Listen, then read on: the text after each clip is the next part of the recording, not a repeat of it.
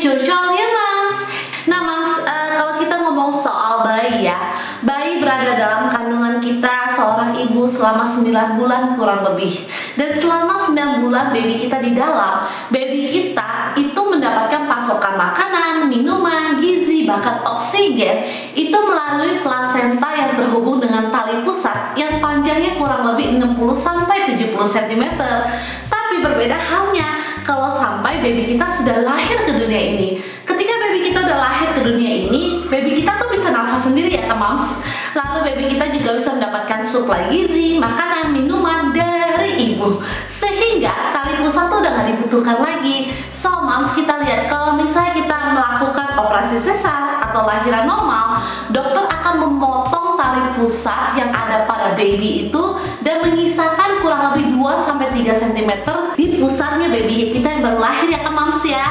Nah, tali pusat yang tersisa 2-3 cm ini biasanya tuh kurang lebih akan terlepas sendiri dan mengering sendiri dalam jangka waktu 1-2 minggu.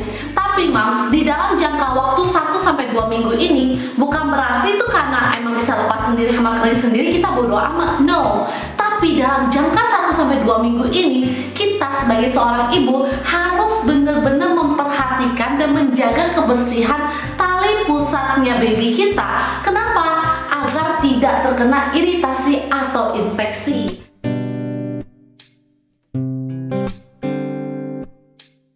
Yang pertama, tangan yang bersih. Jadi Mam, sebelum kita merawat tali pusat, wajib tangan kita harus bersih. Cuci tangan kita dengan antiseptik dan dibawa air yang mengalir. Tujuannya apa? Agar tangan kita itu yang misalnya ada kontaminasi dengan kuman-kuman, kita nggak cuci. Jangan sampai kuman-kuman itu masuk ke tubuh baby kita melalui tali pusat yang kita rawat tuh Mams. Kita nggak mau kan? So, tangan kita mesti cuci nih sebelum merawat tali pusat.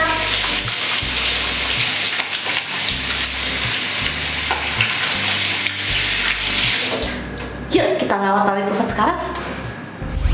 Yang kedua, menjaga kebersihan tali pusat. Jadi menjaga kebersihan tali pusat biasanya kalau kita habis lahiran di semua rumah sakit tanpa terkecuali kita akan diajarkan untuk menjaga kebersihan tali pusat dengan kita dibawakan ini nih, ada alkohol, kain kasa sama alkohol, lalu juga ada kasa steril.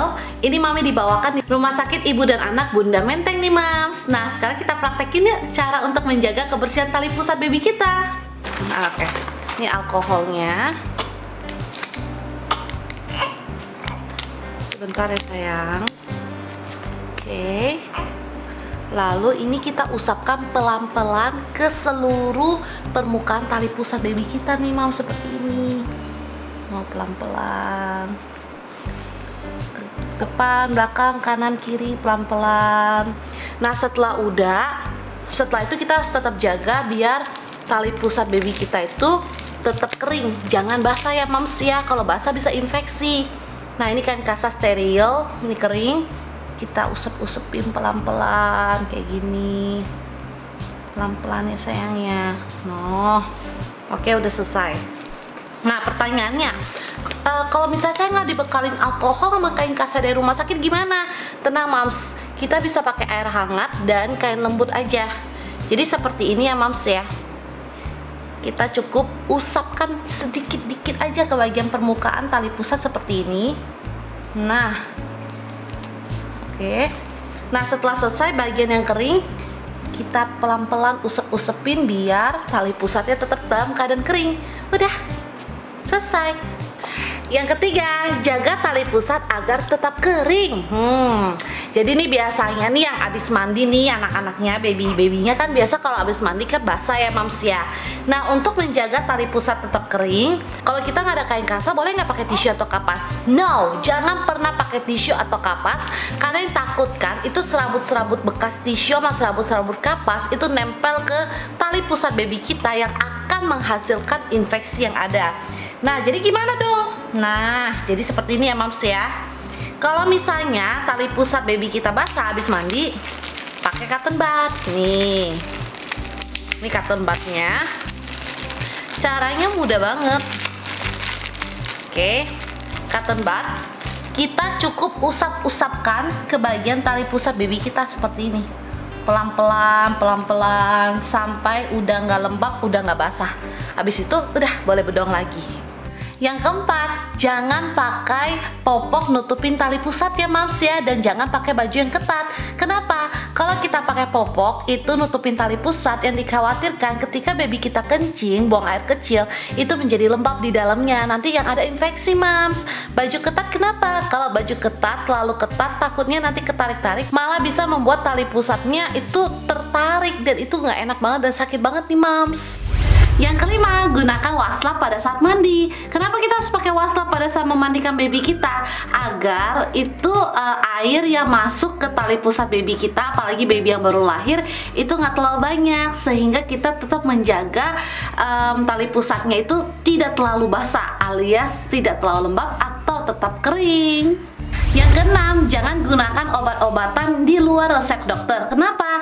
Kalau kita menggunakan obat-obatan di luar resep dokter, nanti yang ada bisa menimbulkan infeksi atau iritasi, dan tentunya bisa membahayakan baby kita. Kita nggak mau kan?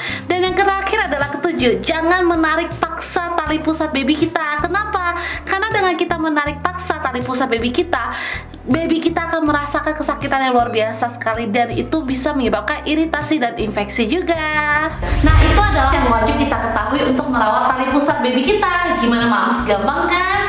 Nah mams, yang perlu kita ketahui, tali pusat itu kalau misalnya terkena iritasi atau infeksi, ciri-cirinya kayak gimana sih? Nah, ciri-ciri tali pusat yang terkena iritasi atau infeksi, biasanya baby kita tuh lemes bawaannya, lesu, lemah, nangis terus, rewel terus, bahkan demam. Dan biasanya di tali pusat baby kita itu akan berwarna tuh sedikit kemerahan, bengkak, dan bau yang gak sedap. Apa yang harus kita lakukan kalau sampai kita menemukan tali pusat baby kita tuh seperti itu atau terkena infeksi? Segera ke dokter terdekat dan langsung konsultasi ke dokter. Jangan biarkan terlalu lama agar infeksi tidak menjalar kemana-mana.